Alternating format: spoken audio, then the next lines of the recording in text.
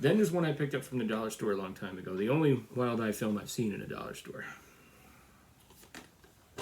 Okay, before I show this, in my mind I was thinking there's kind of like 3 categories of Wild Eye movies. Maybe for those of you that have been doing this a while, you can tell me if I'm on the right track here.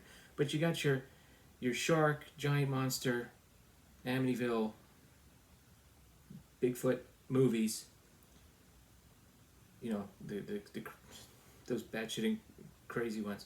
And then you got your horror movies. I mean, like I said, there's documentaries and animated films too, but you got your sort of more conventional attempts at horror. And then you have perhaps some films that Wild Eye picked up and became the releasing company for finished products that were picked up by Wild Eye. And I think that's what happened here. As a matter of fact, upon researching it, I'm pretty sure that's what happens here with this movie. Scrawl, the comic book that kills.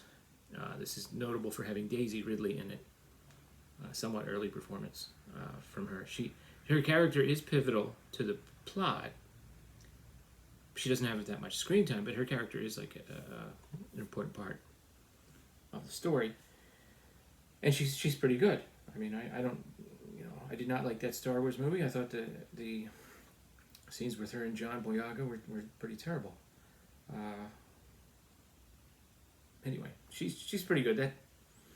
The problem is, it's just, oh my gosh, it really does come across as like a student film. I guess I see what you were trying to do, but oh my goodness, I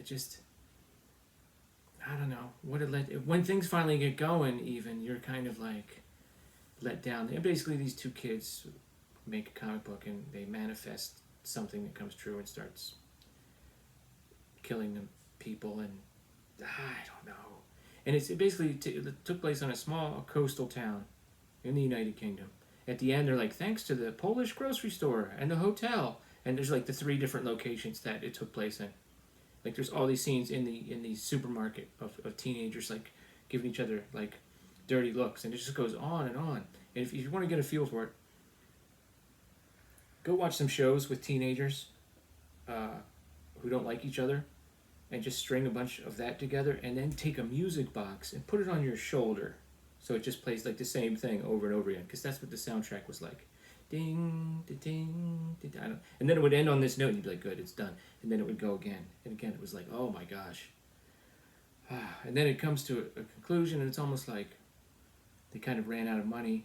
There's all of a sudden there's a creature at the end that apparently looked to be like a puppet. You don't even see much of it. And then there's the final scream sounded like funny, like you wanted to laugh at it. And I thought they were going to cut away and have some kind of a twist, which would have been a ripoff, but it make it like so like the whole thing was not a joke, but not what everyone thought. I don't know. It was not good.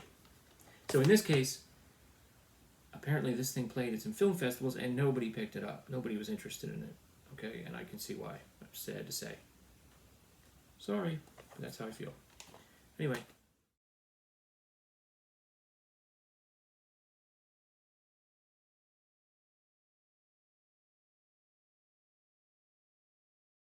See you next Wednesday. Later.